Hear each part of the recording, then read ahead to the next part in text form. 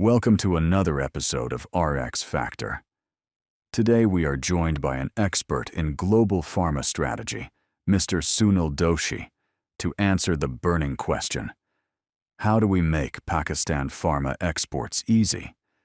He brings a rare blend of leadership, having managed operations across the EU, the United States, India, and the Middle East, while mastering global compliance. An Australian national and currently driving international growth as the founder and managing director of PharmSol Group, he is a true industry pioneer with a 40-year career spanning multinational pharmaceutical companies. A chemical engineer by profession, his expertise bridges the gap between facility design and strict regulatory affairs, ensuring manufacturing strategies work on the ground, not just in boardrooms. From navigating EU GMP certifications to establishing bioequivalence centers, he possesses a holistic view of the international pharmaceutical value chain. We discuss the critical shift from domestic comfort zones to highly regulated export markets and why this transition is the new growth engine for Pakistan. Plus, a radical candor reality check, separating the hype from the reality and cost competitiveness, facility readiness, and what it truly takes to survive in the global export arena.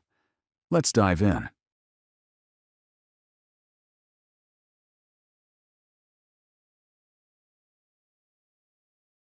Assalamu alaikum. I am privileged to have with me Mr. Sunil Doshi. Welcome to this podcast. It is an honor for me to basically asking you some questions in relevance to your vast experience. I am Ayub Ahmed Siddiqui. I am the veteran of the pharmaceutical industry, have served companies like Sanofi Aventis, Abbott Nutrition, and 35 plus years of transformation leadership. So welcome to this podcast, Sunil. Thank you, Mr. Ayub. Thank you for having me on your podcast. I'm honored to be answering your questions, and I hope that what we discussed today would be useful to our listeners. Sunil, 4 decades of enriched experience, not only working, then also working in every nook and corner of the world, in US, in Europe, in India, China, and now forming your own company, PharmSol. So in your opinion, what does the market really demands now? How does the pharmaceutical market will be playing to be fit for future? If you want to divide the market into a number of segments, we generally divide the pharmaceutical market into three major segments: the regulated markets or highly regulated markets, which are US, Europe, Australia, Canada. And then you have the semi-regulated markets, which are more of the Middle East, Southeast Asian. And then you have completely unregulated market, which are very few left in the universe. So in terms of regulated market where everyone wishes to be placing their products, the market expects to be high level of compliance, to achieve high level of quality compliance, as well as have to be price competitive. Few years ago, when there were only few players in these regulated markets, there was a price advantage available. Today, the advantage goes to the most competitive supplier, and there is large focus on supplier security. The consistency of supply, continuity of supply, these are very important tenets for the business in those markets. Thank you very much, Sunil. To start, the way forward is always a difficult thing to happen, but you have set the ball rolling. So in relation to this, my follow-up questions in similarity is, you have set compliance standards in countries for companies in Turkey's in countries like Turkey, Bangladesh, others. What is the most common lesson learned that we need to also adopt from your experiences in Pakistan? If you see the evolution of the pharma industry, say starting with Turkey, Bangladesh, now Vietnam, and the recent entrant is Saudi Arabia. The focus is on local manufacturing with as much integration as possible backwards, which gives you the cost competitiveness, at the same time ensures a high level of compliance. Right. And this is what, on the larger side, India has achieved, but that's been 30 years of hard work for India or China. But today, the new entrants in the last decades have done it much faster. I have seen Bangladesh evolving in last 10 years, and they have reached a very good level. Today, nearly 50% of the pharma industry of Bangladesh is export driven. I see. So that pertains to also replicating the model in Pakistan, or maybe moving with a different direction. It's always a localization required for every model.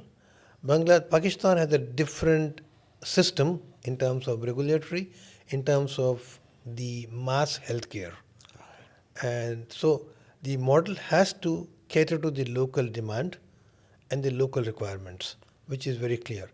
But the myth that prevails in the industry here is that if you start producing your product for the regulated markets, it will become too expensive for the local market, which is not correct. And that's been proven in many countries to the contrary, that it always helps to improve the quality standards and it does not necessarily increase the cost of product. Right. So, being the guest of Morgan Chemicals and having started for the last 3 days visiting Lahore, then coming to Karachi and visiting manufacturers in Karachi as well as in Lahore, what is your first thought in terms of, are these manufacturers whom you have visited ready or export ready? They would be attaining certain standards, GMP compliances, EU certifications, or FDA. So, what is your first impression about this? First and foremost, the Pakistan pharma industry in general, the companies or the factories that I visited, they're all willing to go to the next level. Right. And that's very welcome sign. Correct. That everybody is looking to expand, looking to export their product into the regulated or semi-regulated markets, and they're willing to follow the models of other countries and make their own adaptations to this. And that was a welcome sign. Yes, a number of facilities that we have seen, they seem to be quite ready today. With a little bit of work more, they could be qualified very soon.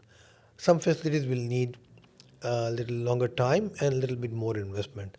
But the willingness is a welcome sign. I see. So, in this relationship, you see the domestic pharma market is very sizable. We cater for 90+% of our own demand created by local manufacturers.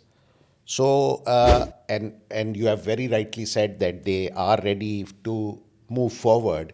So, in terms of their preparedness, so on a scale of 1 to 10, the companies that you have visited, where do you see them in terms of readiness for them to achieve certain certification goals? I would say, in my long experience of preparing companies for regulatory qualifications or preparing them to be export worthy for Western markets, some companies or some facilities are, say, 70 to 80% ready. They still need some work. Some of them are probably at below 50%.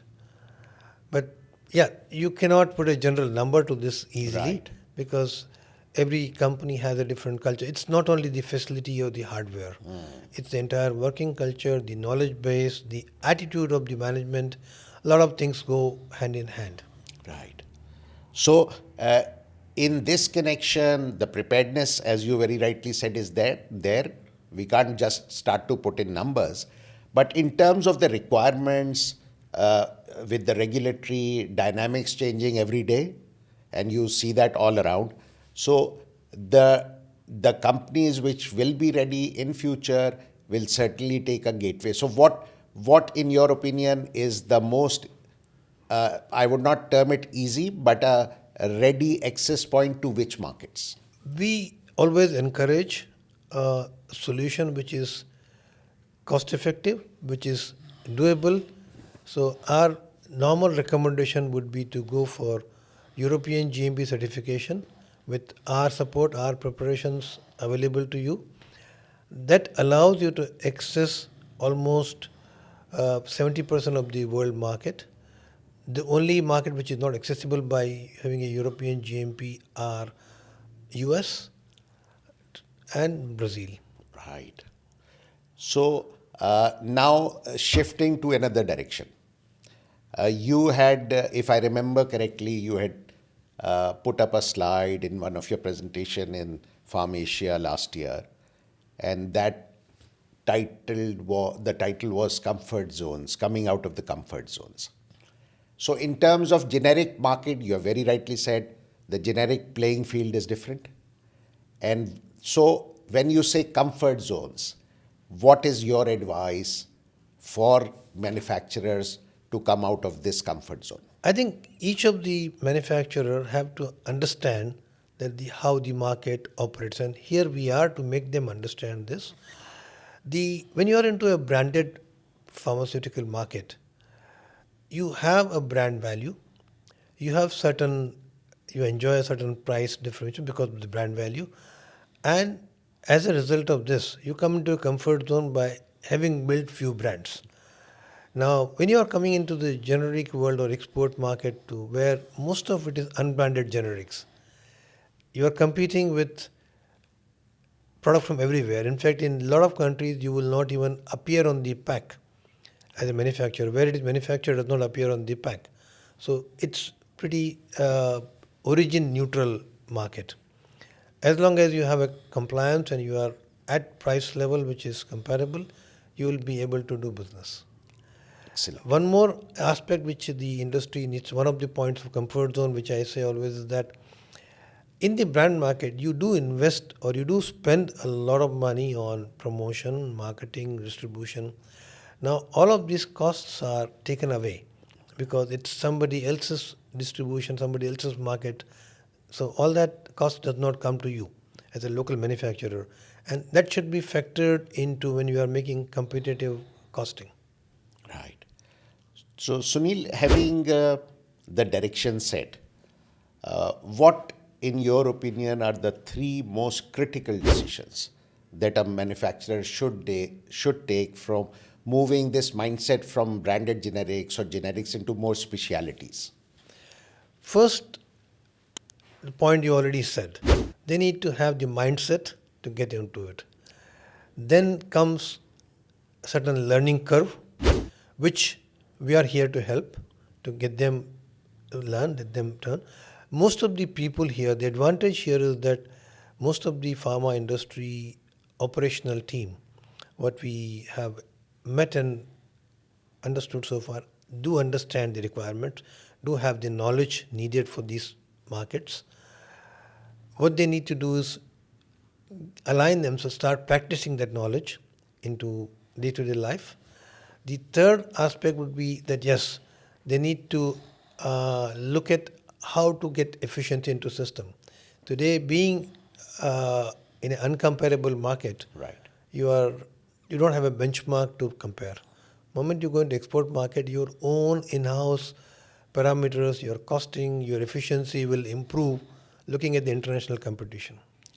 And which are those product categories that you think can be a good starting point for Pakistan to take shape into exports? See, export market is a little fragmented. In fact, even today, the Western world has enough appetite for very old mass generics.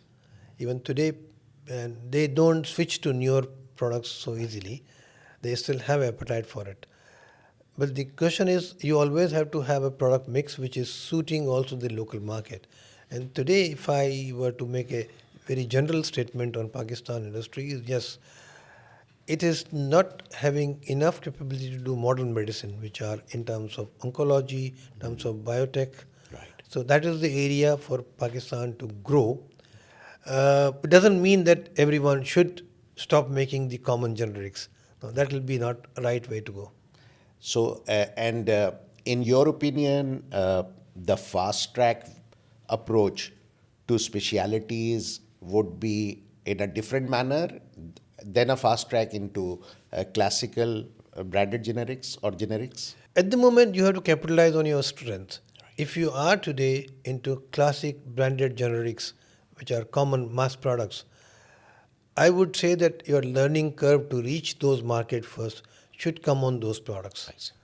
That will give you the learning time, and you will have your own share of mistakes there, which will educate you. At the same time, start investing onto the newer technologies, newer range, depending on your investment appetite.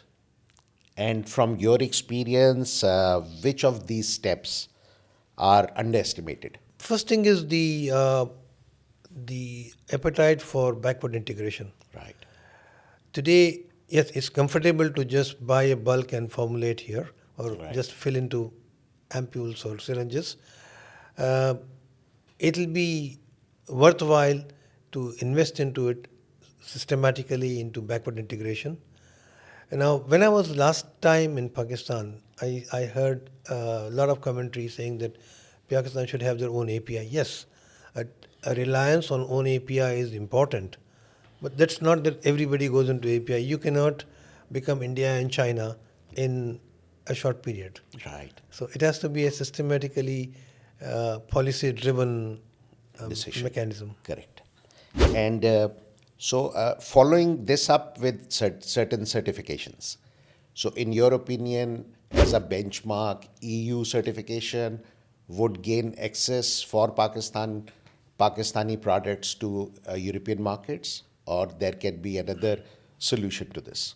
No, EU GMP is basically, I would say, a benchmark qualification, which will allow you to access, as I said earlier, a lot of other markets. I see. If you having done European GMP certification, you don't need to be inspected by WHO. You don't need to be inspected again by PICS. So all these are advantages, and a lot of other markets which have their local approvals.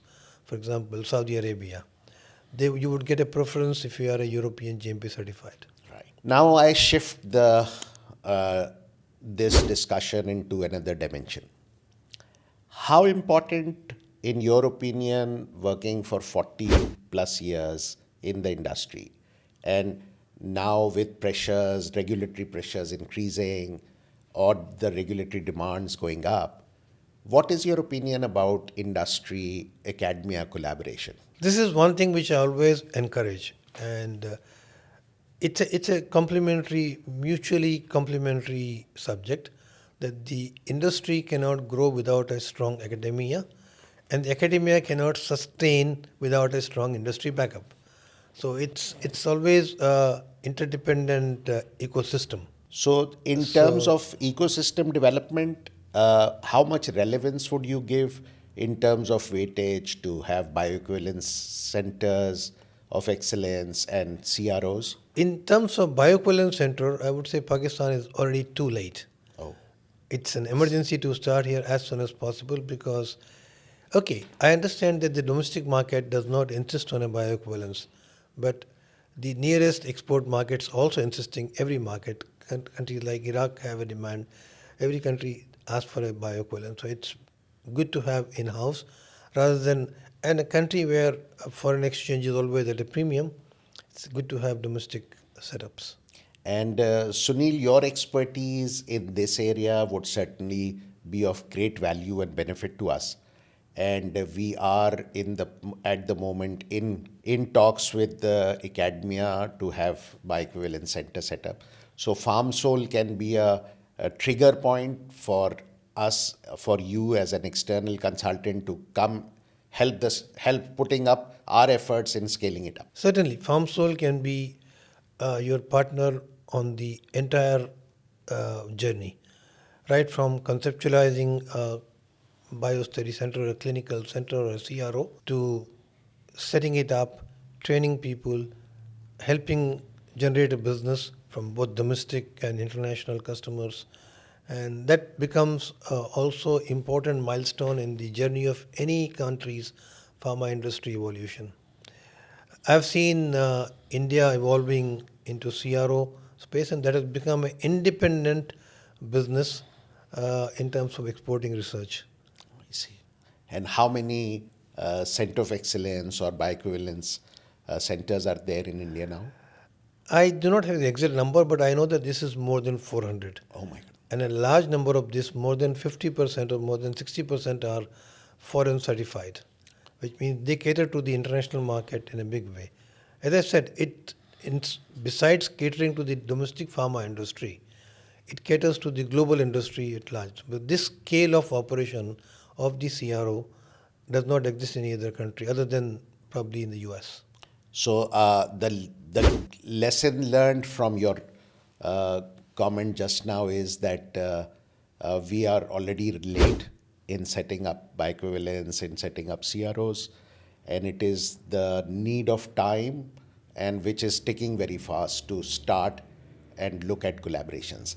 And with this, the follow-up question that I have in mind is that would you be basically reference point can be uh, public-private partnership or a joint venture? What, in your opinion, would be a way to succeed? I mean, the models can vary from country to country depending on the legal structure, but both models are possible. In the other countries, which are more of the private investment driven, the public-private does exist, but it is existing at the base level, and then the private sector has come in a big way to take it forward and grow it big. Sunil, now shifting our discussion more towards uh, the dynamics of pricing and dynamics of regulations in markets where sizable opportunities still exist. And in the beginning, you very clearly mentioned that price, certainly with the passage of time, has a huge influence on APIs, etc. So, having said that, once we are ready with the bioequivalence, we are ready to enter markets.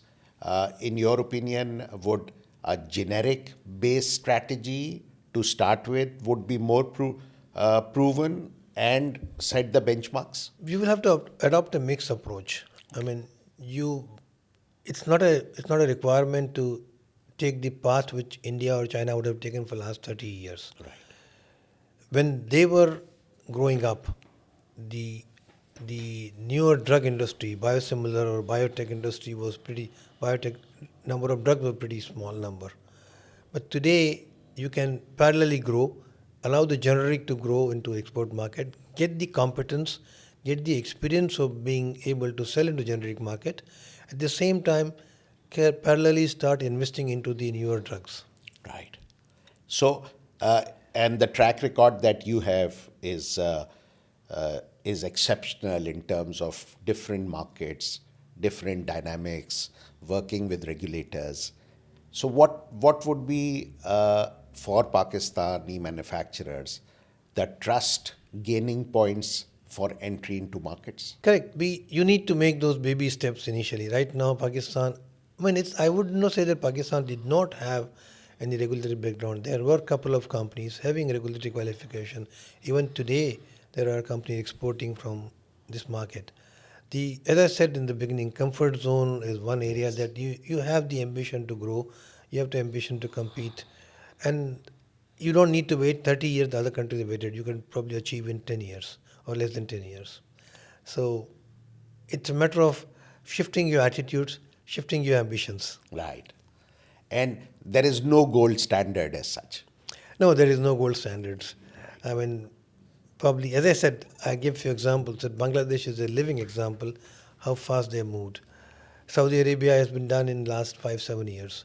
Turkey was a clear example. They have really reached those markets much faster. Okay, Saudi is not a net exporter of any drug. They don't export, but still the need was to have enough production for the domestic population, and they have been working aggressively in that direction. Right.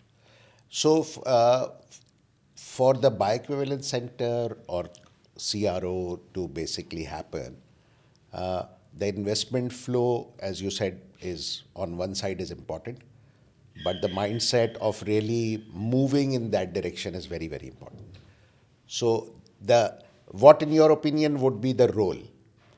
What role would academia be having in the excellence bioequivalence center, and the role of the industry? See, industry will be the investor and the customer largely, but academia is important because this is a skill-driven industry. It needs a high level of skill, and for this skill you need the support from the academia. The universities have to have those education programs, need to have enough talent garnered, and that can be trainings can be outsourced from abroad. PharmSol can help. They also have access to. There's a big diaspora of Pakistan Yes. all over the world into pharma industry, and yes, that what China has done in last 10-15 years is attracting the talent back home. Pakistan can think of that direction even now. Right. So, in terms of this flow of things, as you have mentioned, the clarity of role is there. The academia role is here, and the industry role is here. And the end of the day, the benefit will be passed on to the industry because of the fact that the number of products which goes through the bioequivalence certainly will have a more stronger entry point into export markets. So this collaboration and since your expertise in this area is on such a scale that your consultation and your advice and your guidance would enable the Bioequivalence Center to not only be starting, but also with the passage of time, the value additions coming in. So the most appropriate way to start off is to have a collaboration with the dynamics of business development coming in from the industry side and the academic support coming in from the academia. This is what I understand is Yes. your point. The investment part for a CRO is not that significant. Right. It's manageable. It's lesser than if it is setting up a new facility for, say, a I new see. drug. So this also then triggers more of an interest. Yes. Once you start to put in and it is investment friendly, so that you can just take that up. As I said, it's already too late for Pakistan, and it's right time to start. And it's not such a difficult one to start. So, not having any numbers in mind, what would be if suppose a facility, the brick and mortar is there, and if suppose we go with the regulation booklet, as they say, so what timeline, in your opinion, would be sufficient to start it off? Okay, leaving apart, I mean, if you have existing buildings and all, the creating infrastructure will not take more than 1 year. I see. So trigger point would be the 13th month as a start off point. Correct. Correct. And that is enough time also to recruit a team which is mixed of some skilled and some new people to be trained. And how many studies do you think would be appropriate or can be done or managed at a center?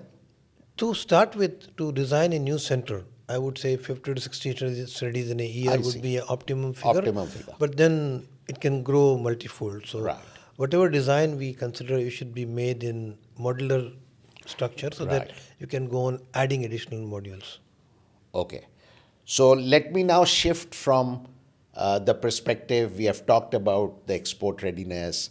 We have talked about your role, your company's expertise in that area, and you have very, very rightly pointed out the regulatory requirements going up, and then not to play in the specialty market first, become a baby in the generic market, and then moving forward. And then your thoughts on the bioequivalence and CRO is certainly value adding.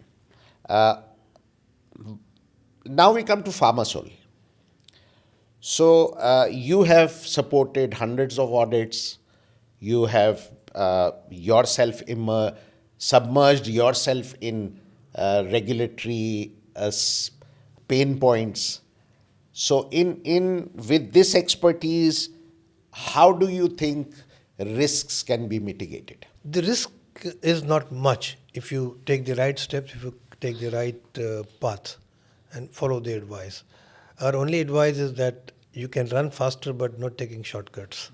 I see. And there are very established mechanisms available. The guidelines are clear. The knowledge is available. You have to depend, and it will be better advised that you outsource knowledge to begin with, and then with the passage of time, you develop the knowledge in house. I see. And then regulators also become more towards you, look towards you as value addition, and gauge you in with your expertise in the manner in which the requirements are fulfilled.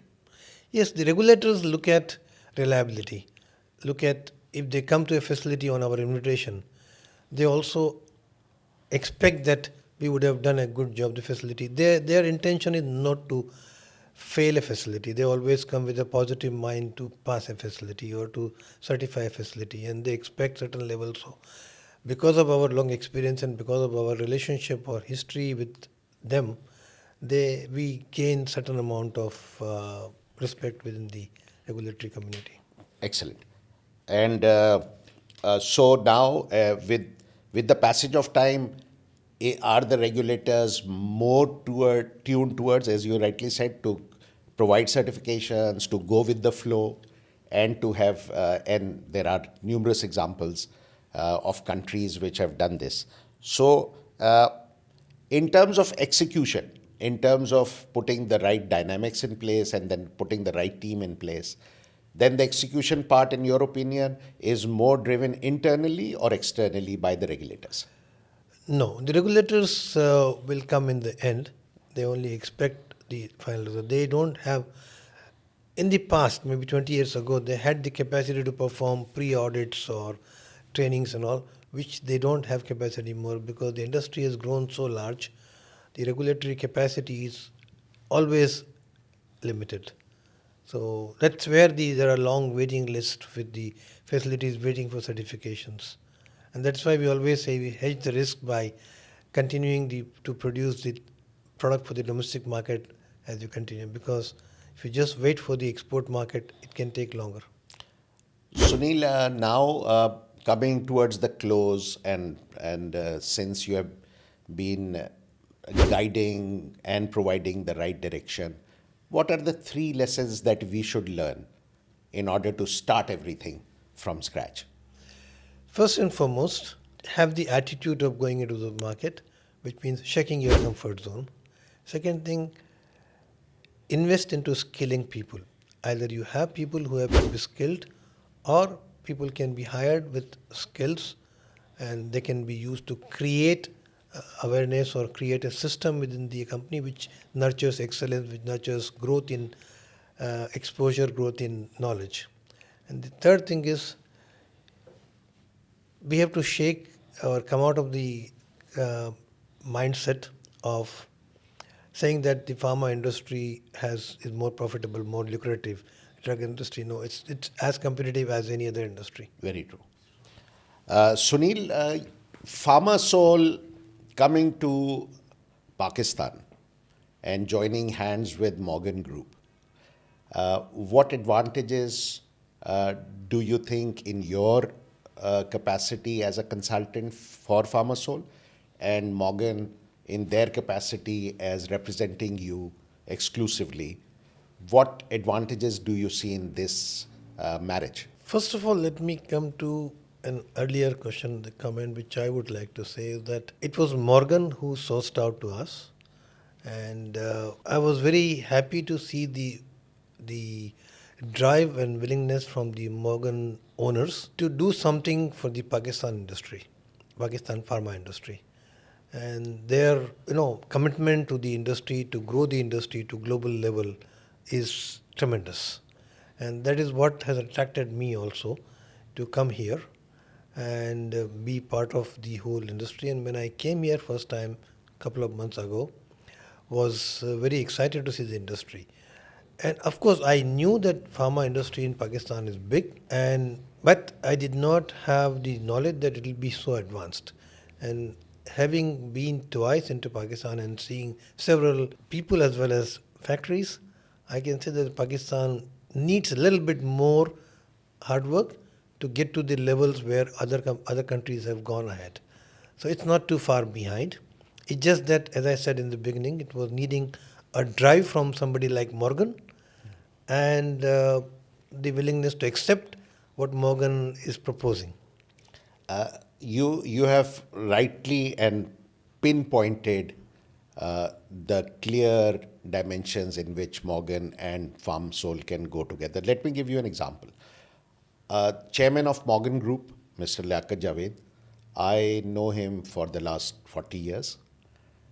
And honestly speaking, the way he takes up this export readiness and export side of business and exports of pharmaceuticals is is a mantra for him now.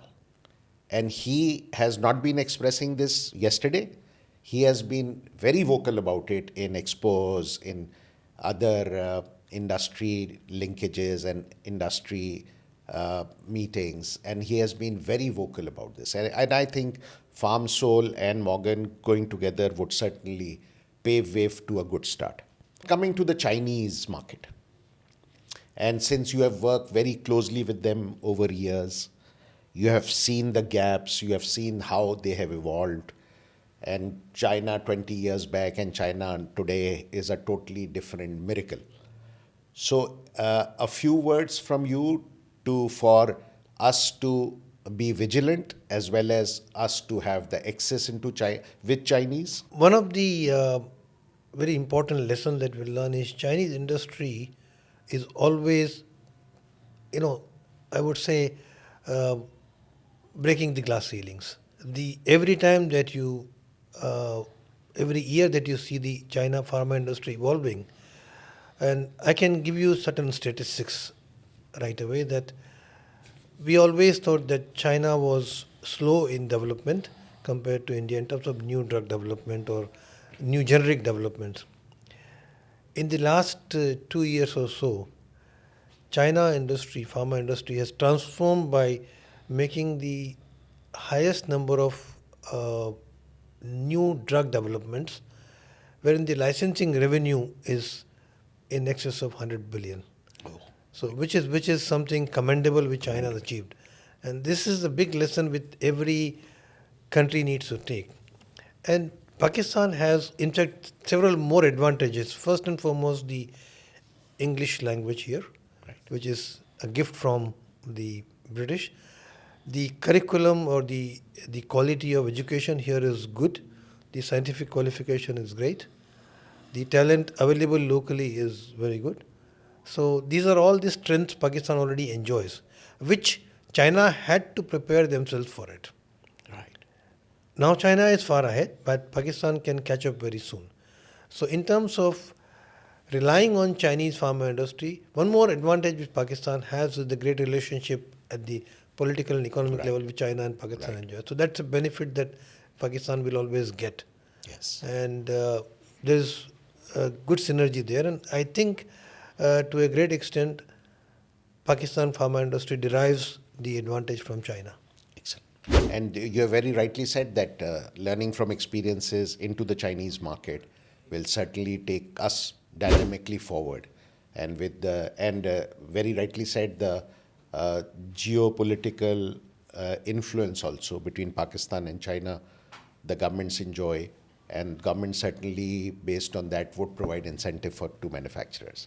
Coming to a very important aspect which you highlighted, that bioequivalence center of excellence or centers would be the pivotal point for triggering exports. So, in terms of your experience of bioequivalence in China, how do you rate that? At this point in time, I would say there is hardly any bioequivalence capability or capacity exists. The knowledge does exist, but I'm not aware of any facility that can cater to the industry here for helping them into exports. So even if you look at the first bioequivalence study, if anybody needs to do for getting into European market through us, they will have to depend on an imported or foreign center for doing bio studies. So that's why I said in my earlier talk that it's very urgent or needed for this industry to grow. There's one more area which I look at is that together with the bioequivalence centers, also the generic drug development, the capability is not so much harnessed here. Industry should invest into that I see. because depending on available technology, yes, we do that part. We will be happy to help. Our strength comes from technology transfers, but eventually, in this industry on itself has to have the development capability, and that will drive the growth on its own. In terms of number of or the say the percentage of their total turnover they spend on R&D, there are countries that spend up to 10% I see. in pharma. Right. And Pakistan, I'm not sure what percentage they spend, Right. but I assume it would be low. Right. Very rightly said, because the although there is a mandatory requirement from the regulators in terms to have a research and development pool of fund at each with each of the manufacturers, but having said that, it is on a lower side. You very rightly said, and this also will have an impact in terms of drug development, as you pointed. Now, coming to another important aspect in Pakistan, we are relatively new to the word deregulation. We were a highly regulated market. Dynamics of pricing was determined by the regulators. And deregulation has reshaped the entire dynamics of the market in the last couple of years. So, in your expert opinion, is deregulation a way to go forward for having export friendliness also? It's very important to become efficient. And if you see the deregulation, regulation of pricing did happen over a period into many countries.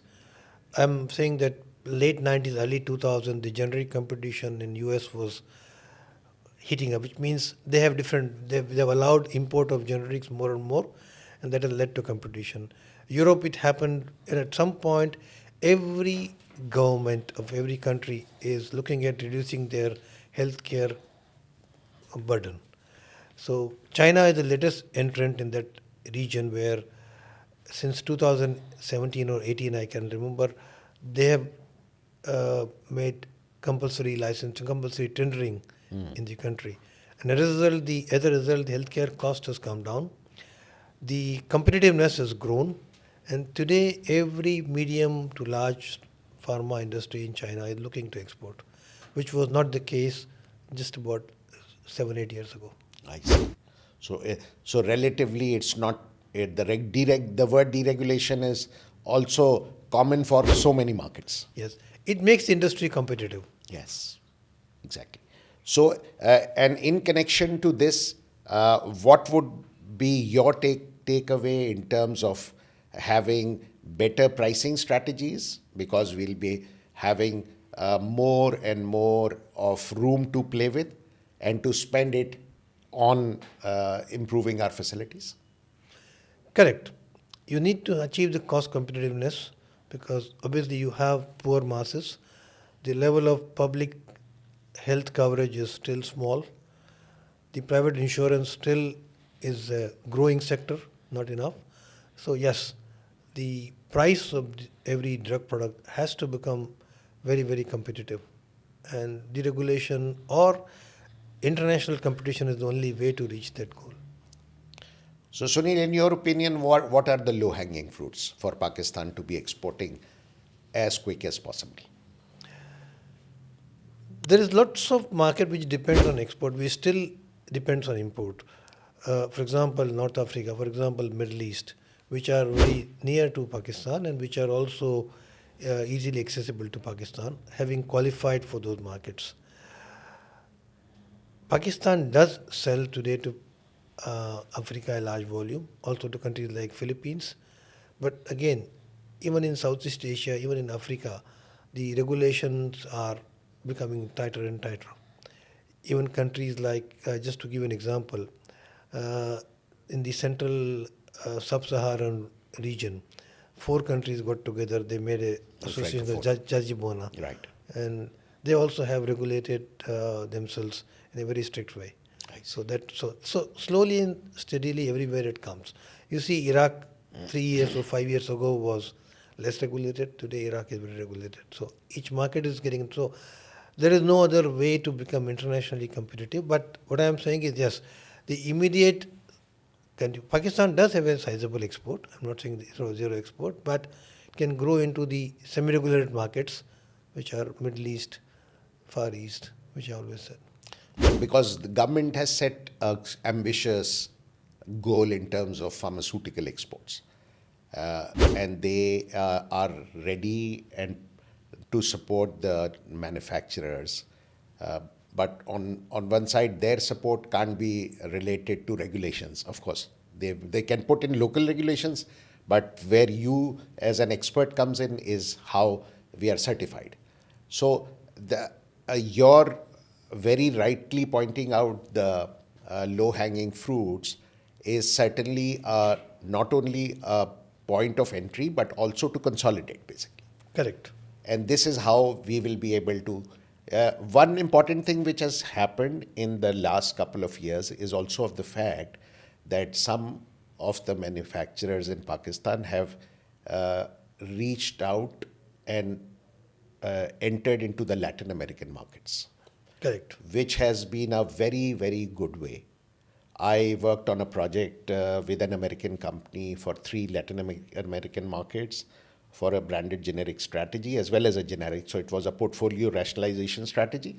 And I for one reason or the other, and correct me if I'm wrong, that Latin American markets, some of them are also easy to approach because they want the products to be made available, and healthcare facilities are coming up very rampantly. So this is where it is. I mean, Latin America also is one of the low-hanging fruits, I would say. Okay. So thank you very much once again. It was a very informative, and learning from an expert like you certainly has made my day. And we would certainly request Morgan to sponsor you again and again to come to Pakistan, and so that we can sit and exchange views. Thank you very much. Thank you very much. And I'm happy to be part of this community here. I've learned a lot, and I would be willing to give to the industry whatever I can from my side. Thank you so much.